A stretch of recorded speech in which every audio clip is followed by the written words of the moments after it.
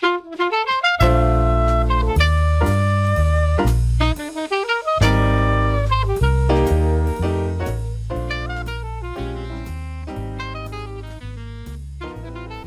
what's good, Jazz fans? Welcome to Jabber Jazz, your home for ad-free Utah Jazz basketball content from a fan's perspective and introducing an analytical emphasis. I'm your host, Adam Bushman, and today we are doing the final draft board ahead of the NBA draft, which is coming this Thursday. So I'm going to run through the risers and fallers on my own personal board. We're going to orient ourselves to the industry expectation or the industry board's consensus. And finally, we're going to execute a final mock draft where I'll be inserting myself into a simulation of the draft on behalf of the Utah Jazz and kind of talk through some process and some of my thoughts as the draft unfolds. And that kind of gives us an idea of where we might be reacting to things on draft night. So if you like what we're doing, please consider subscribing to the podcast either on YouTube or via the podcatcher of your choice. We appreciate a follow via Twitter. You can find us at jabber_jazz. And finally, leave a review or a comment. That always helps things kind of spur along and is a really great way for us to engage with you all. Well, without further ado, let's jabber jazz. Alright, if you've checked into some of my previous videos, you know a little bit of the process that I've went through in creating my personal NBA draft big board. I look at some of the measurables, height, weight, length, BMI, etc. I look into the positions both on offense and defense. I kind of try to gauge what my impression of them as far as how they carry themselves, what impact they're making, how defenses or opposing offenses react to them being on the court, that type of thing. Also look at some physical traits, their athleticism, agility, the feel they have for the game, and then offensive and defensive traits, shooting, handle, passing, and then on defense, how well they perform on ball, off ball, how prone are they to generating positive activity, positive disruption on the defensive end. And I try to look at some comparisons to some NBA forerunners, though that is not my strong suit, so sometimes I depend on others for that. But ultimately, doing so, going through this approach, helps me create my tiers and then the ordered ranking of prospects within those tiers. And now a quick little disclaimer on those tiers and those orders. Ultimately, how I kind of see it is, in the short term, I don't have a ton of confidence that any prospect is going to be better or worse than another.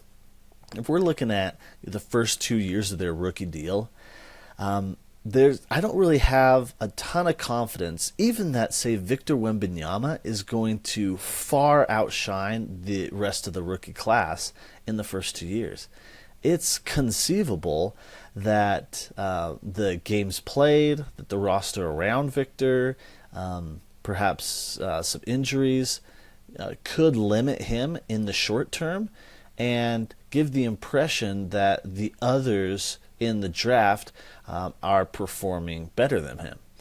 However, my tiers demonstrate the confidence that I have in the long term, right? The rest of their rookie deal and on into the next contracts, that the average player in a tier will outshine or will be better than the average player in a tier below.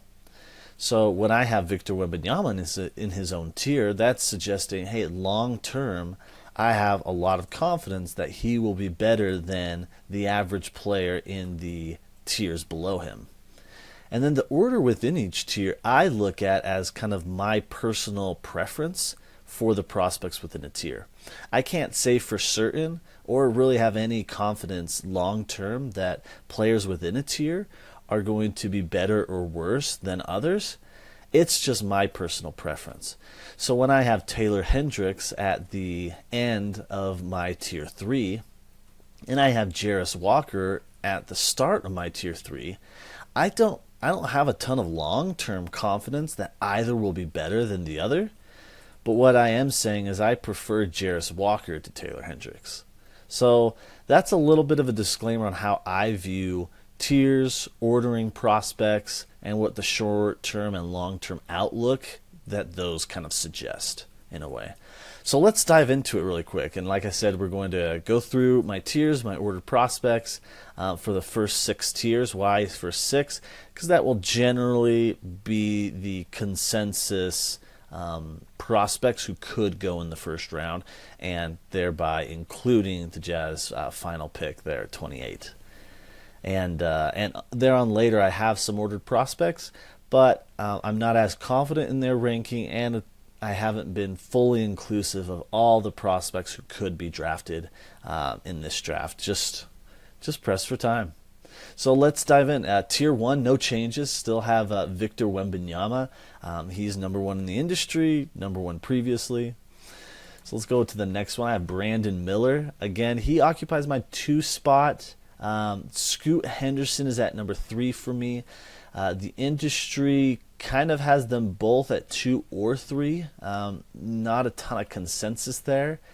Ultimately, I love them both. I think they're incredible. My own personal blend of metrics, as I've discussed so far, kind of rates them as equal prospects. And so I ceded the 2nd spot to Miller based on the position and the height tend to be a little more valuable and sought after in the league.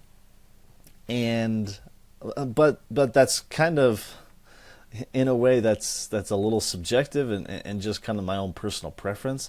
These 2 occupy tier 2 for me, and so there's, in my opinion, long term, I can't say one or the other is going to be better.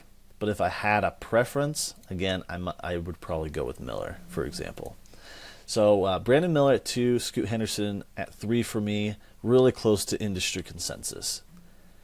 Now let's talk tier 3. Here we do get at least one small change. I still have Jarace Walker at number 4. That is a little higher than the industry suggests, though started seeing him a lot at 5 to the Detroit Pistons, so that is pretty interesting. Then I have Cam Whitmore at 5. He is the general consensus 5. For Detroit, it's usually Walker or Whitmore there. I previously had him at 5 as well. Thompson, consistent with the industry, at 6. Amen Thompson I have at 7, a little lower than industry, who have him at 4. I think I'm just a little more worried about the shot. I still think he could be an incredible player without it. There are some team dependencies that I don't think you just stick him on any team and he's fantastic. I think he's going to depend a little bit on where he goes, but I think he's got all the potential in the world. And just given the concerns over the shot, that's why I prefer him kind of in the middle of this tier and less to some of the others. Next at 8, I have Anthony Black. Just right around where the industry has him. Cason Wallace I have at 9, and the industry has kind of put him right around 12.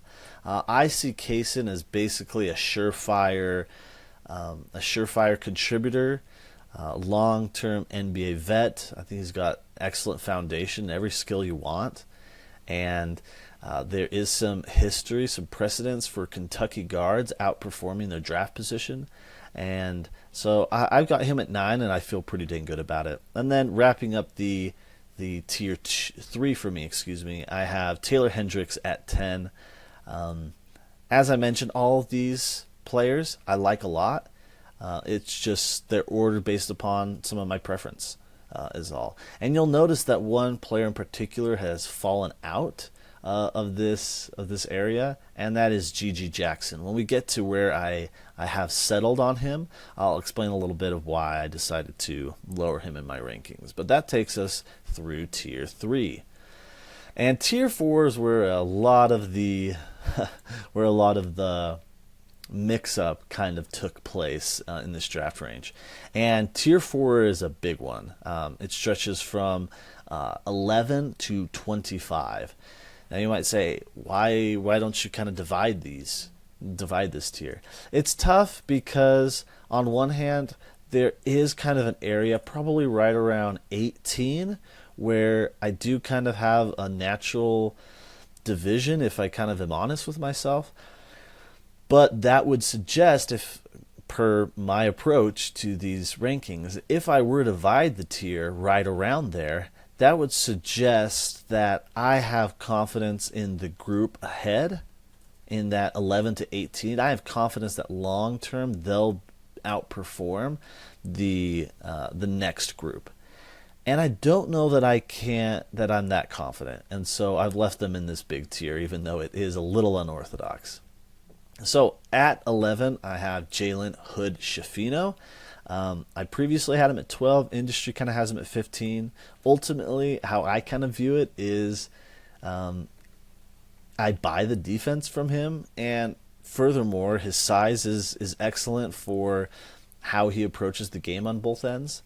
And lastly, someone brought up that he's so mid-range capable that when he's in the pick and roll, he could be a major weapon in the playoffs. When teams are, playing their drop big defense, when they're going over on the screen, they're trying to pigeonhole you into these mid-range shots. And when you have someone like Hood-Schifino, who is comfortable operating in there, doesn't have to, but is very comfortable, and uses his body, his handle, and his movements to create space therein and to deceive the drop big, I think that could be a major weapon come playoffs.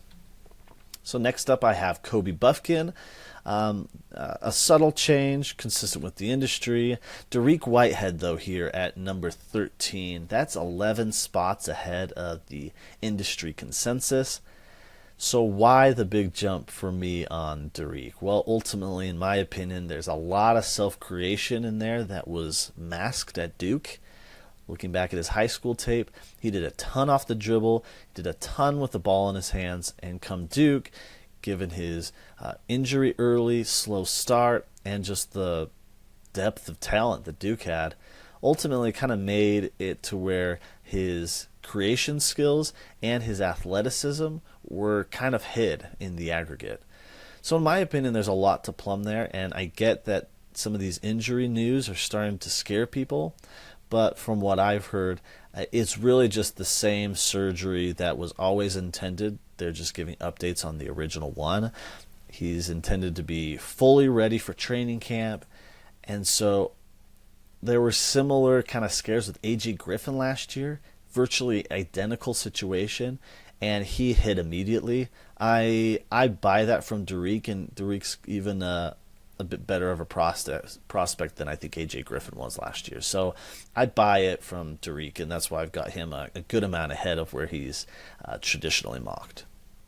Next up, Maxwell Lewis. Again, a pretty big delta compared to the industry. 9 spots ahead of where the industry is kind of consensus mocked him on average. I just think he's extremely, extremely fluid. Deceptively quick first step.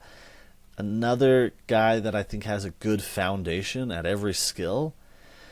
And if you look at his recruitment history and path through Pepperdine, it was weird. Complicated by COVID, complicated by a senior year in which he was supposed to go to an academy, but then something happened, so he didn't. And then that busted up his recruitment, and he ended up having to settle for Pepperdine. Anyways, just some weird stuff. I think if that all wasn't odd, he probably would have gone to a better situation and either come out last year as a one and done or stayed around and looked even better this year on a better team. So I don't know. I think that there's a lot to love about him, and I would buy him at this spot. Next up, Keyonte George, consistent with the industry, so we'll leave him there. And now we get to the guy that I dropped quite a bit, Gigi Jackson. Dropped him 5 spots, but this is still a good 12 spots ahead of where the industry is kind of mocking him. So what's going on here? Rumors about poor interviewing, workouts. Some appear to be valid, some appear to be kind of smoke screens, possibly from other agents or teams themselves. Kind of feels like people are hoping or trying to manufacture a good sizable drop from him because he is a risk. If he had the hype at like the 9-8 range, I think people are unwilling to kind of part with that type of draft capital on such a risk.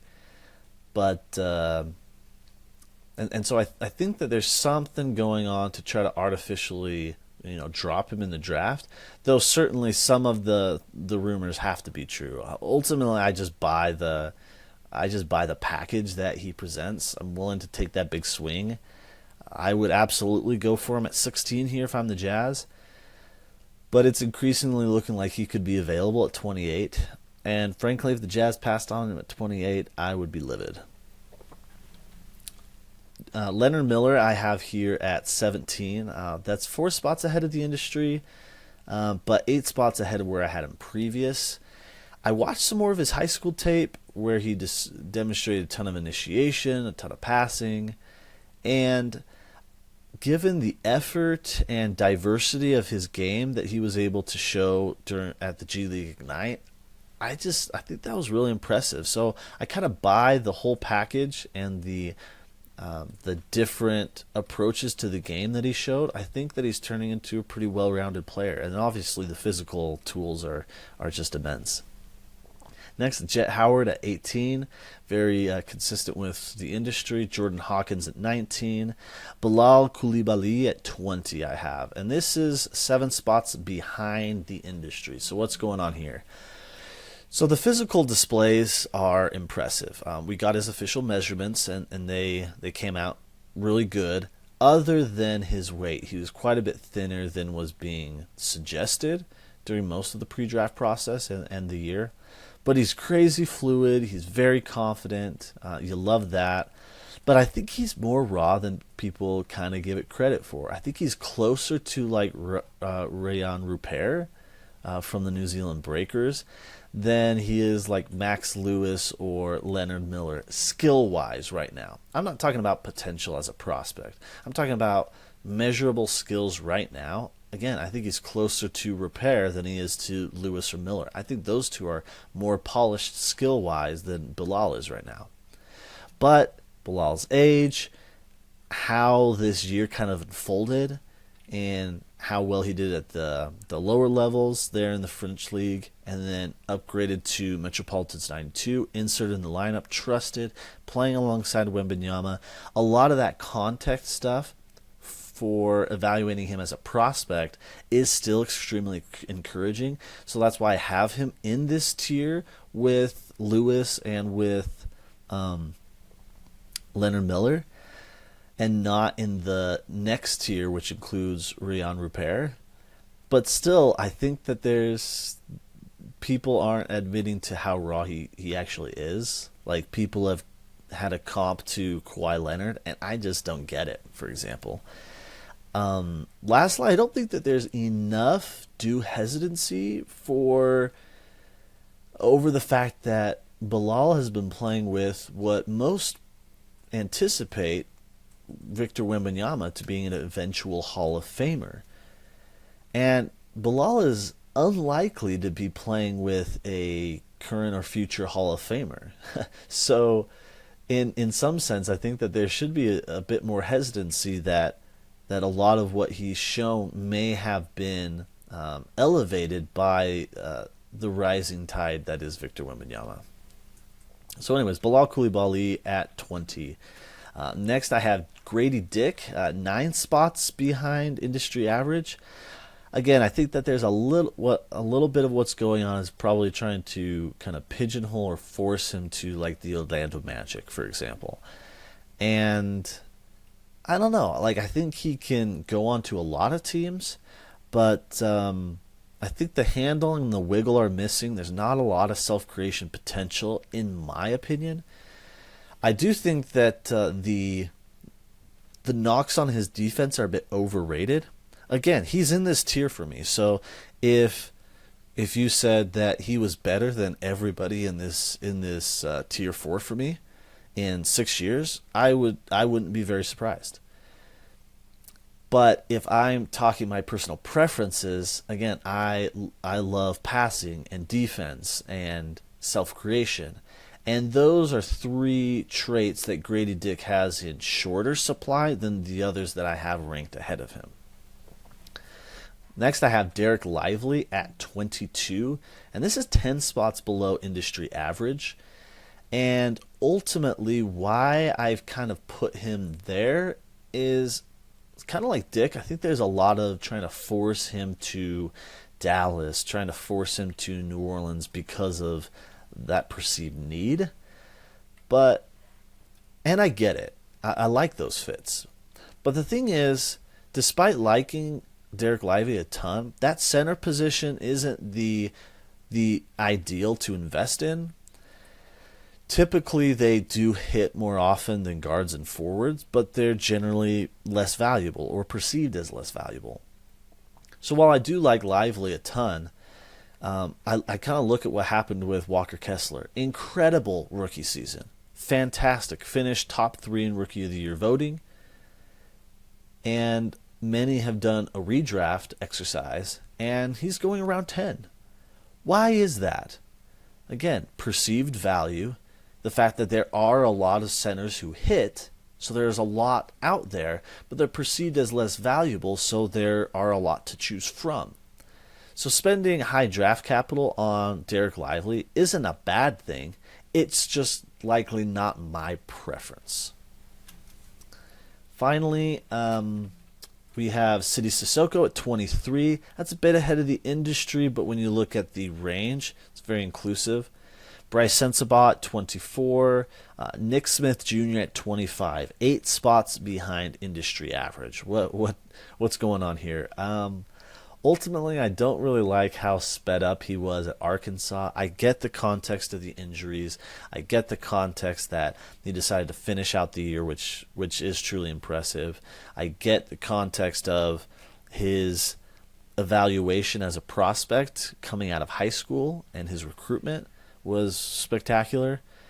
But I think that his natural approach to the game, which is floater in the mid-range, using his quickness and his wiggle to kind of get to those spots via a ball-dominant approach, I just think that's a tough way to live in the NBA. And ultimately, I think an intriguing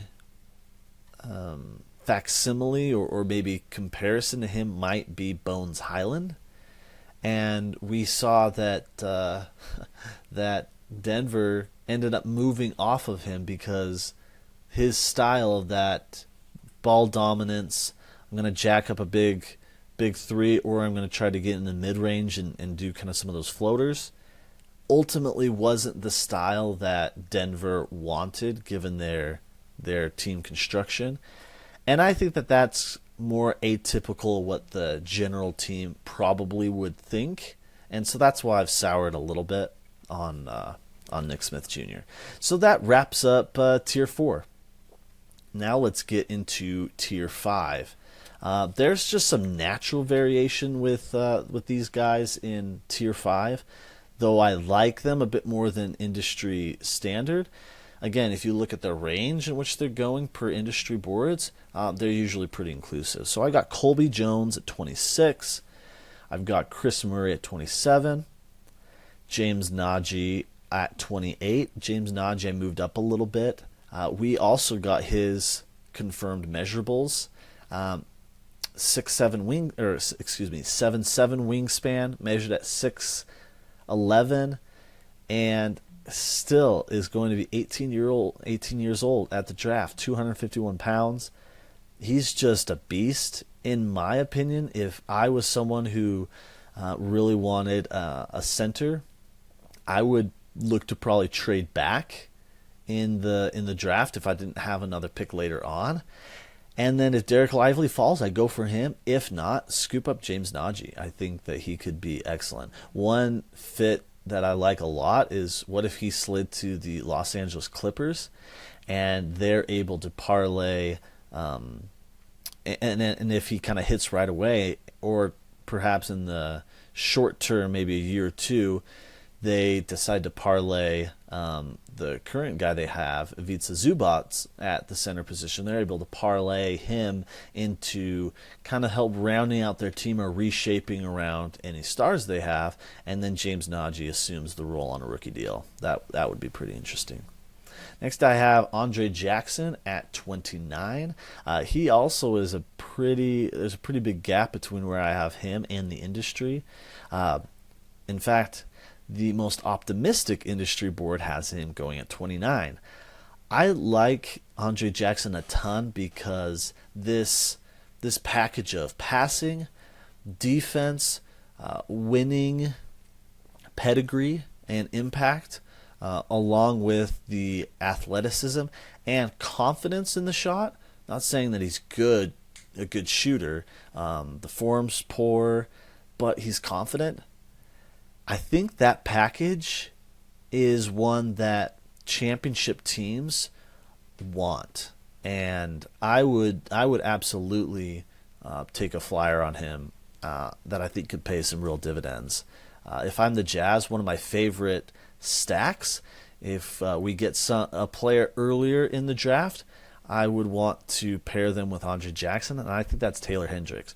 If the Jazz ended up with Taylor Hendricks, he's got such a good shot, and he can moonlight at the 5, especially in some backup minutes, that I would really like to stack him with Andre Jackson.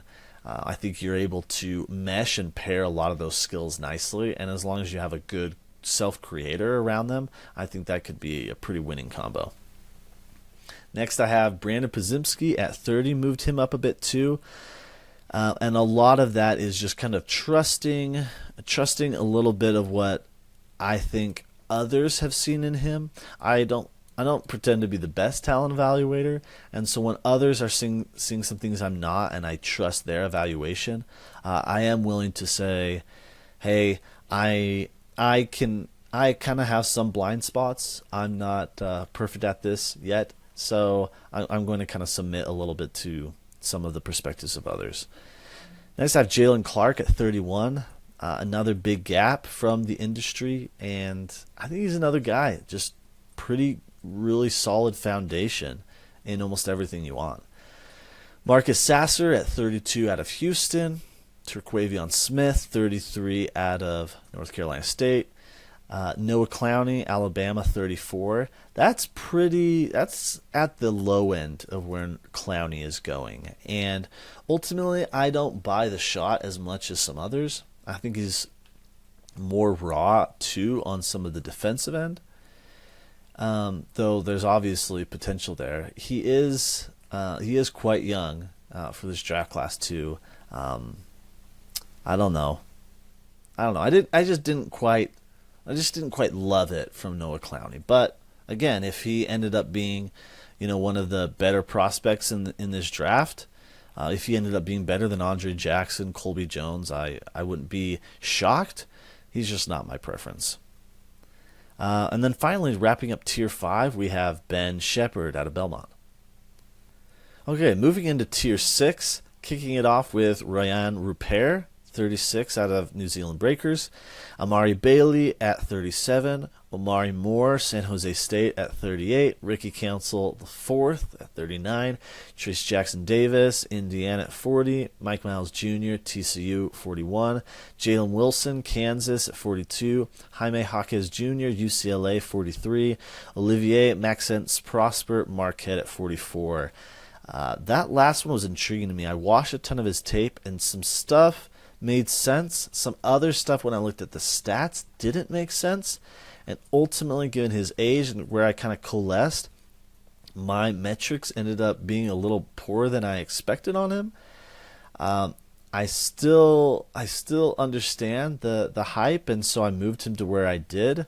But there were some indications that I should have had him lower. So that was kind of an interesting result. So those are my top 44 prospects that comprise tiers 1 through 6. Feel pretty confident about that group, and I also feel like the 30 picks for the first round will come from those 44.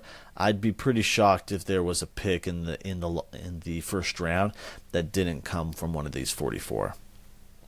So now what I would like to do is dive into another mock draft. If you've tuned into a previous episode of the podcast, I've built my own mock draft simulation, and what it does is it feeds off of the industry mock boards that I track. So I'm tracking industry boards from The Athletic, The Ringer, Global Scouting, Box and One, Hoop Intellect, others like NBA Draft Big Board, and No Ceilings, and Bleacher Report, and ESPN, among others. I believe that there's 10 industry boards that I'm keeping track of pretty regularly. And what this simulation does is it will pull the variability from those industry boards and inject that randomness, that inherent randomness, into the draft. So when every industry board has Victor Wembanyama ranked number 1, well, he's going to go number 1.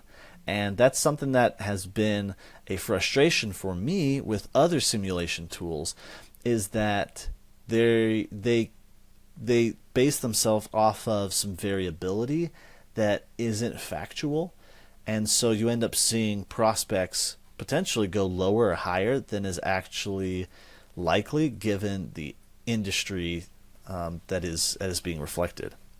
So that's much of what I've done, and it's been a real pleasure to kind of work with this, because again, we're able to inject that variability, and then we can inject ourselves within the simulation. As the computer starts making the picks, we can insert ourselves there and on behalf of a certain team, and make certain picks. And so what we did last time is talked through, when the Jazz were on the clock, what some strategy was, where certain players we were targeting may have fallen off, and then what the approach could be to a pick at 9, so as to potentially make picks at 16 and 28 more valuable as well for us.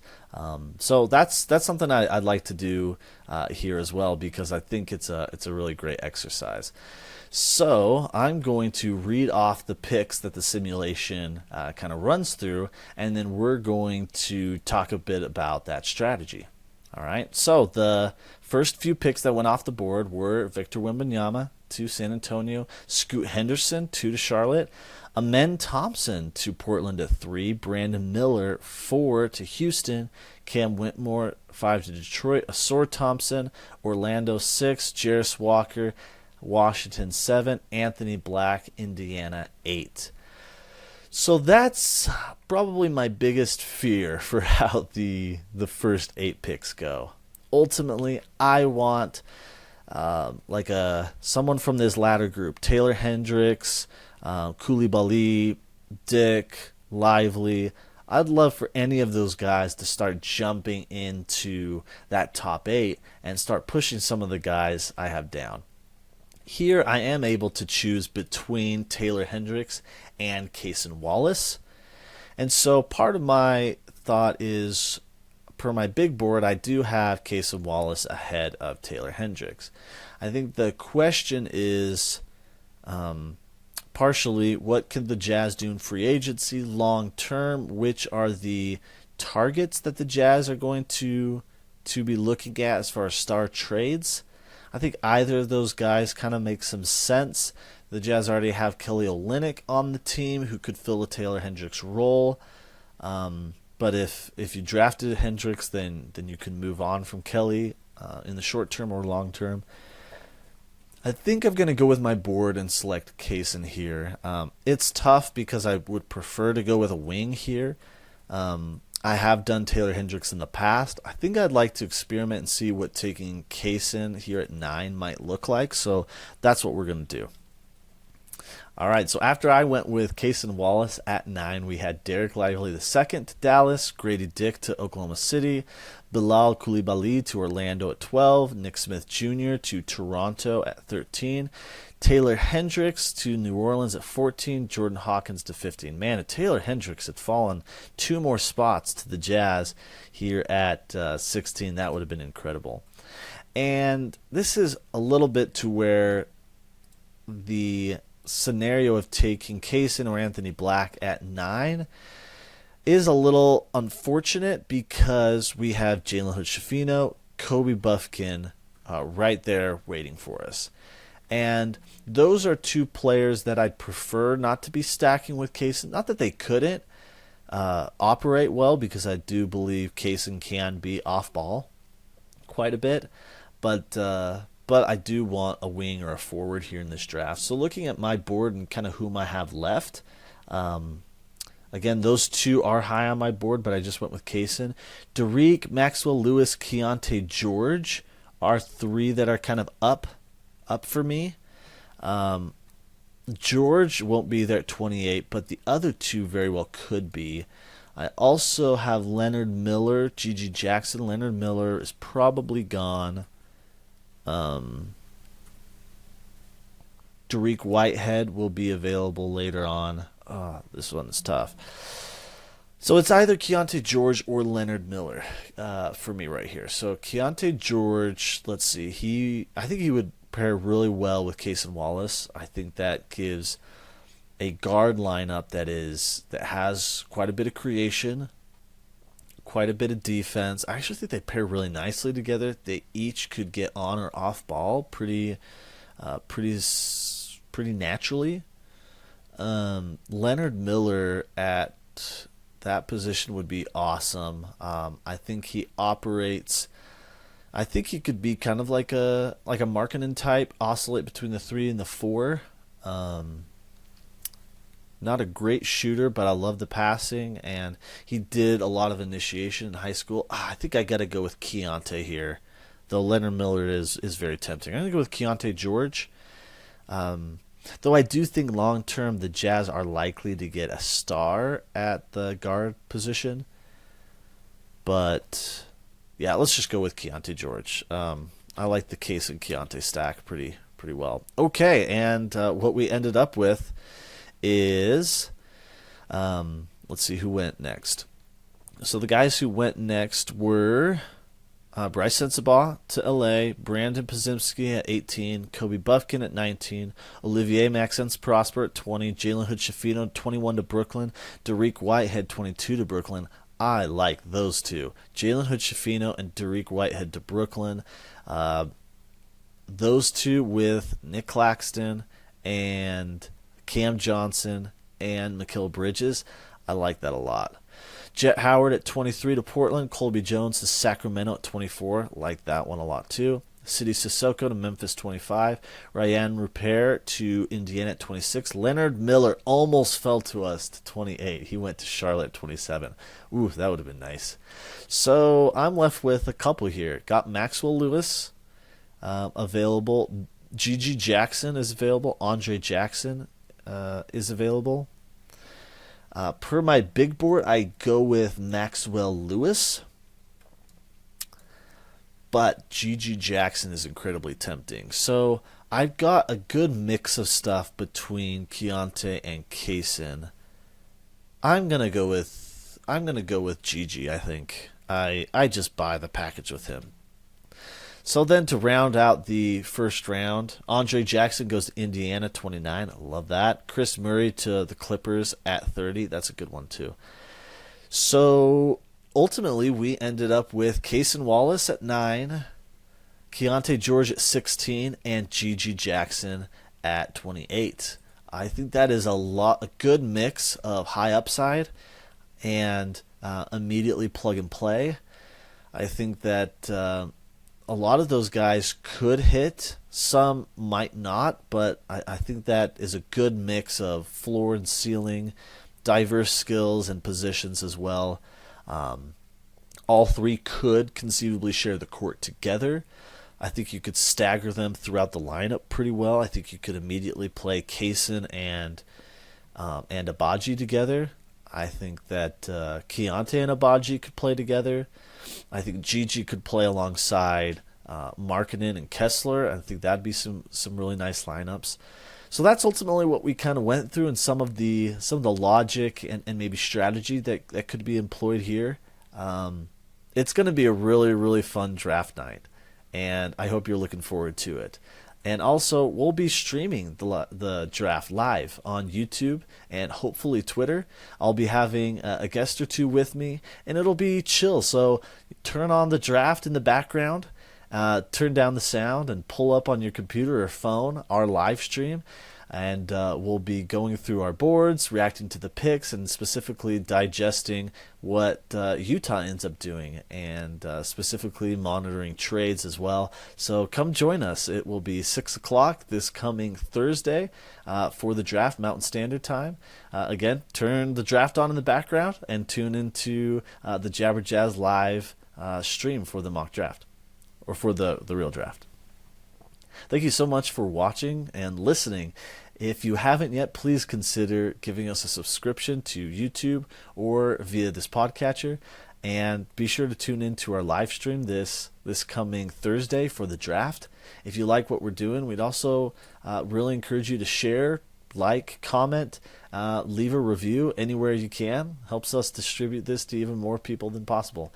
And as is kind of customary here, we're going to leave you with some sounds of jazz.